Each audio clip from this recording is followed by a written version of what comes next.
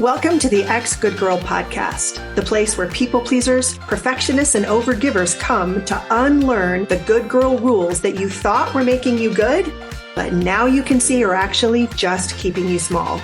If you've spent your life being unable to say no, putting everyone else's needs and feelings above your own, constantly seeking external approval, or avoiding conflict to make others feel comfortable, if guilt and resentment feel like a constant weight in your life, it is time to learn to knock that shit off. Every episode, we dive into the stories, skills, and strategies that you need to stop shrinking, start speaking up, and to live a life that is authentically and unapologetically yours, while also deepening the connection and vulnerability in the relationships that matter to you. I'm glad you're here. Let's jump in.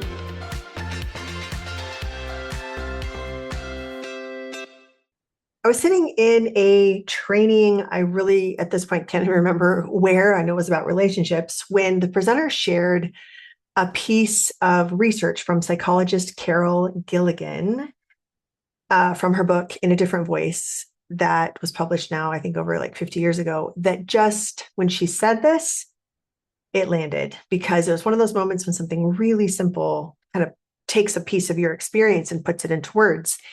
And it was this. Carol's research found that many girls grow up feeling like they have to choose between having a voice and having relationships. Pretty simple, but pretty profound, right? They have to choose between telling the truth, telling what is actually happening for them and their experience, and belonging. And they learn that if telling the truth risks the relationship, I better stay quiet. And it doesn't have anything to do with being weak or passive, but it's because preserving connection is more important. And so you can have girls who are very outgoing and very gregarious and very, this isn't just like shy, passive girls. It's all girls who learn that there is this tension between telling the truth and belonging. And here's the part that I found really fascinating. Gilligan also argued that over time, that becomes a trade that we make over and over and over and over again. We trade the honest thing that we want to say for belonging instead. And we don't think about it consciously. We don't think, you know what, I'm choosing to have connection with my friend instead of telling her how I really feel. We just start to think it's part of our personality. I'm just easygoing. I don't like to rock the boat. I'm just not confrontational. I'm not good at conflict. And it begins to feel like personality. And that's the way we describe it. That's the way so many of the women that I work with describe themselves. But it's not. It's a learned behavior. And in fact, it's a brilliant strategy that protected us while we were little. You may have heard me talk about this before. It's important to always remember, when we are 8 years old, the adults around us are the bigger, more capable humans that we depend on. And our nervous system is designed to protect our attachment to them because we need them. So if staying quiet keeps you connected to the people that you depend on, not only is that brilliant because we need that, but it's also teaching us what to do and what not to do. So if we learn there are some things I talk about and I'm rewarded, your brain says, do that again. And if there are other things I talk about that I get punished for, or I notice other people getting punished for, your brain learns, don't do that. And that strategy makes perfect sense for an 8-year-old. The problem is 8-year-olds and 30-year-olds, 40-year-olds, 50-year-olds have fundamentally different situations and different jobs. As adults, we are trying to build some of our most important relationships around intimacy, not dependence. And intimacy requires something different. It requires being known. Which brings me to a question I want us to think about and talk about today. What is your silence teaching your relationships? I think a lot of us think about relationships as something that we have. I have a marriage. I have a friendship. I have a relationship with my parents. But I think relationships take on a little bit of a different meaning when you think about them as like a living system. They're patterns, they are ecosystems, they are something that two nervous systems create together over time. And every interaction changes them, informs them, gives the nervous systems there some information. And every conversation teaches the relationship something. And every silence teaches it something too. I want you to imagine that each of your relationships, just think about the 10 most important relationships to you and imagine them sitting in chairs all around you. And they each get to ask you 4 questions. Think about the relationship with your girlfriend, boyfriend, partner, spouse, maybe a romantic relationship. And that relationship is sitting in the chair in front of you and it asks you, is honesty welcome here? Are my needs allowed here? What happens when we disappoint each other? Can we survive discomfort together? And think about how you would answer those 4 questions if your most important relationships were asking you with your children, with your siblings, with your parents, with friends, people you've known for a long time. I'm not saying that all of those relationships should be your most important relationships, but for a lot of people they are. So just imagine that your relationships were asking you. I think this gets really interesting because if every time I'm disappointed in a relationship, I swallow it or I ignore it, then the relationship learns disappointment does not belong here. If every time I have a preference, I keep it to myself, then the relationship learns your preferences don't matter here. If every time I'm hurt, I pretend that I'm fine, then the relationship learns hurt, that's something you deal with by yourself. It's private. So when we think about it this way, silence is not neutral. Silence trains relationships. It trains expectations. It trains nervous systems. It teaches people what is welcome and what is not. And over time, the relationship starts reflecting back what we've been teaching it. Let me give you an example. I have a client named Jenna who travels every year with the same friend. And in the beginning, it was really fun that this friend would plan everything, the flights, the itinerary, the restaurant. She would pick it all, activities and everything. And Jenna just got to go along on these amazing trips. And then after a little while, Jenna had preferences too, but she just didn't feel comfortable sharing them because she didn't want her friend to think that she was ungrateful for what the friend had planned, and Jenna didn't want to seem difficult. And as we were talking it through, she realized that every time she decided her preferences mattered less than her friends, she was teaching that relationship, her needs matter more than mine. And that realization helped her see that she was unconsciously building a relationship where one person's preference had a place and mattered, and the other person's didn't.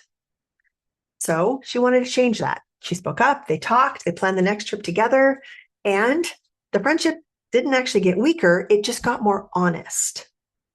I've told this story before about my dad not coming to my birthday party because it fell on a Sunday and he had church responsibilities that day. But when I look at it through this lens of what am I teaching the relationship, I have a little bit of a different take.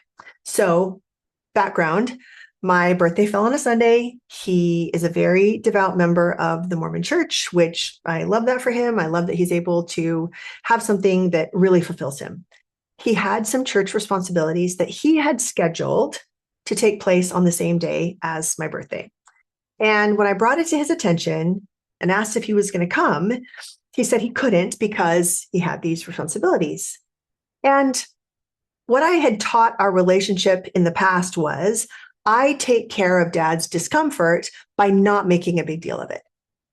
I don't require him to explain decisions that don't make sense to me. And I would have said, it's okay. We'll celebrate another time. No big deal. I totally would have protected him from my disappointment. I totally would have tried to protect him from my disappointment by not making him explain himself. But I also would have left thinking, man, am I important to him? Is the church more important than I am? So in that moment, I decided to just ask, Dad, are you willing to reschedule? And at first, he explained why he couldn't and gave me some more excuses. And so I just said, Dad, I think everybody would understand if you had to reschedule for a family birthday. Are you willing to do that? And eventually, he said no. It wasn't the answer that I wanted. I let myself have a good cry after that because I was disappointed, but I wasn't uncertain anymore. The conversation had taught our relationship something important. That conversation taught our relationship something important, and it was this: we don't hide from disappointment. We don't try to protect each other from disappointment. We don't pretend that everything's okay. We tell the truth. And that gave me something that was really valuable. It gave me clarity, and it taught our relationship something really new and really valuable. We tell the truth about how we're feeling, and we don't pretend that everything is okay, and we can survive it. Now, I want to add some important nuance here. I'm not saying that every relationship needs this level of honesty. Not every relationship is meant to be deeply intimate, right? There's all kinds of relationships that are fine at different levels. Situations where keeping part of yourself private is actually pretty smart. But privacy isn't self-abandonment. But privacy is something you decide on purpose. And so it's not the self-abandonment that I'm talking about, where you are editing and performing in the relationships that you do want to be intimate and vulnerable and have a high level of connection. Of course, discernment is healthy and boundaries are healthy, and you get to decide who earns access to the deepest parts of you. I am not arguing for more honesty everywhere. I'm arguing for more honesty where intimacy is the goal, because intimacy literally means you know me. If my closest relationships don't know what disappoints me, they don't know me. If they don't know what I long for, if they don't know what my dreams are, they don't know me. If they only know an edited version of me, they don't know me. And if we have relationships where all of us is not welcome, we eventually start wondering why we feel lonely inside of relationships, sometimes that we've had for years. And it's because the relationship only knows the version of us that we've allowed it to. So here's what I'd love for you to think about this week. First of all, just think about one conversation that you've been avoiding and ask yourself, is my silence actually protecting this relationship, or is it preventing us from becoming fully known? And second of all, just notice every time this week when it feels like you have to choose between telling the truth and keeping the peace. What are you afraid will happen if you have a voice here? What is staying silent already costing you? And then I want you to think about one relationship that deeply matters to you. And I want you to finish this sentence. This relationship knows, and then finish it. This relationship knows I'm dependable. This relationship knows that I'll show up, that I'll help. But then ask yourself, is there anything that this relationship doesn't know about me because I haven't told the truth? Those three questions might change the way you see your relationships, and it might bring more sharply into focus what you are teaching those relationships. Because every time you tell the truth, you're teaching the relationship the truth belongs here. Every time you repair after a disagreement, you're teaching the relationship we don't hide from disagreement. We can survive it. We can learn from it. We can totally get through it and be connected. Those are the kinds of relationships I want to build. They're the kinds of relationships that I want for you to be able to build if you want, because for so long, that tension between honesty and connection meant that we were silent, and that silence somehow protected our relationships. But it doesn't. it actually makes intimacy impossible to achieve. My favorite thing that Esther Perel has ever said, the quality of our relationships determines the quality of our life. It is so true. So if we want a deeply satisfying life, we also need to have deeply satisfying, connected, vulnerable, intimate relationships. And then the last thing I just want you to remember that speaking up is not a personality trait. It's a skill. If this episode resonated with you and you want to learn how to speak up, I am doing a free workshop every single week called Speak Up.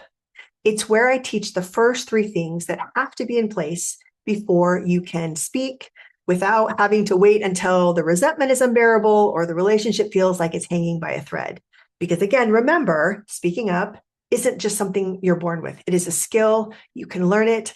I would love to teach it to you. So if that is of interest to you, find the link in my bio and sign up for the next workshop. It is happening next week and every week thereafter.